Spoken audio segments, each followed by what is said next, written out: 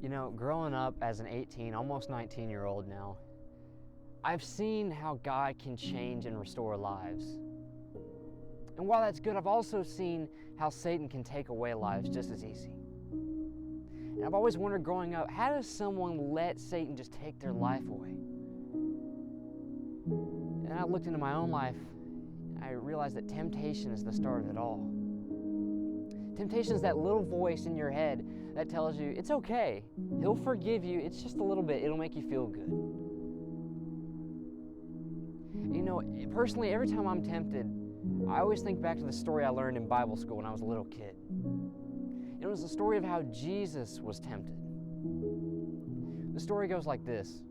Jesus went out into the wilderness for 40 days and fasted. Now that's important because as a kid, I did not realize that he fasted. I didn't even know what fasting was. But he went in the wilderness and fasted for 40 days. And Satan comes to him and says, if you're really who you say you are, then turn these rocks into bread. Now, as a kid, I was like, yeah, sure, bread. Why not? That's cool, quirky, fun. Okay, cool. But now, when I read that passage now, I realize how important bread was to Jesus at that time. Because it says that he was hungry. So Satan was trying to tempt Jesus with something that he wanted. Jesus wanted food, but he also wanted to grow his spirit. But Jesus looks at Satan and says, man shall not live by bread alone, but by the word of God. Satan leaves and then comes back for a second time. And he takes Jesus on this high mountain and he shows him all the kingdoms of the earth. And he says, if you just bow down to me, I'll give you all of this. Now this one's especially scary to me because who do we look up to today? Who do we watch on these movie screens? Who do we listen to on the radio? You know, all these people, they look like they have it all. They could have anything they want in the world.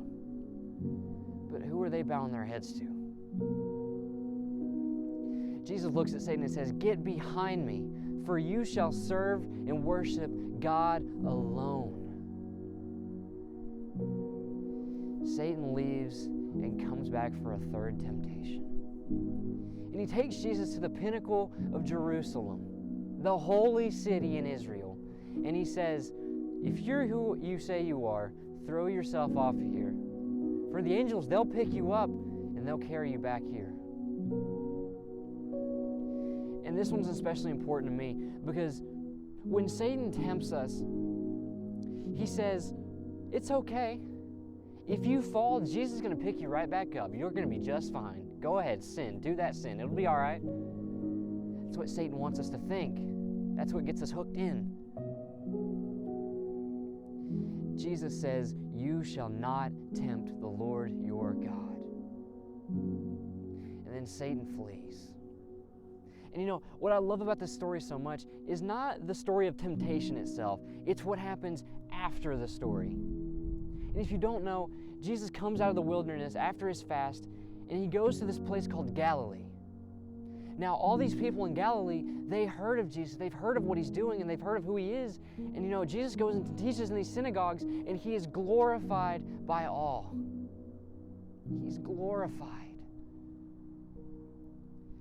You know, it's hard for me to sit here and to tell you this, because I keep thinking to myself, if Jesus was able to fight temptation for 40 days in the wilderness while starving, why can't we fight temptation for one day with a full stomach? You know, I'm going to get personal with you. I was laying in bed one night, and I was fighting this temptation. And I was saying to God, I was praying, I said, Lord, I'm going to make you proud. I'm going to show you that I can fight this myself. I couldn't, and I fell. But you know what? God picked me up and he said, have you forgotten what I did for you? Why are you fighting? I already won this fight. When I died on the cross, you didn't have to fight anymore. Just walk with me, trust in me, and you don't have to fight this temptation. Now, temptation can come in all shapes and sizes. It can come from lust and pornography to a bad financial decision to maybe some bad relationship choices. Or maybe it was just to say something hateful to someone else. Friends, temptation is temporary, but the gift of salvation is forever.